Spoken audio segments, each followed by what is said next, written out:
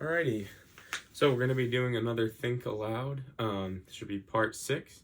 We're going to be moving on from critical thinking in regards to eye-hand coordination, and we're going to be going over some of the exercises that we will do for state testing this year. So, the first thing I want to go over is push-ups. So, when we're doing the Think Aloud, there's a lot of cues that we need to remember as we're doing push-ups.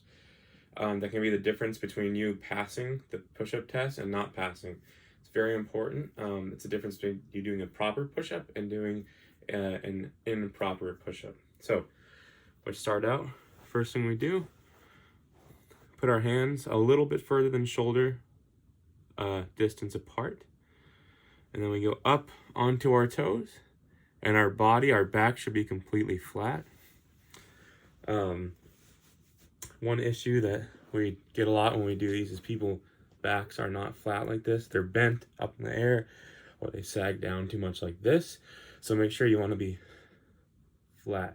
Okay, so the first thing to think about is your arms need to be shoulder length apart, a little bit further actually. So that's your first cue to yourself. If your hands are this close, that's wrong. If your hands are way far apart, that's also wrong. So a little more than shoulder distance apart.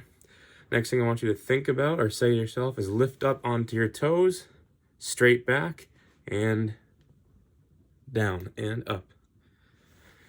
Okay, so once again, run through these cues with yourself. Hands a little more than shoulder distance apart. Get on your tippy toes, straight back, and down, up. Okay. You should be able to do at least 10 of those. That's what we're working towards. So you can go in groups of 2s and do 5 sets of 2s. You can do 2 sets of 5. If you're efficient and proficient at it, you can do 1 set of 10. If you want to do 20, that's great too. But that's something we need to work towards for the end of the year, the state testing.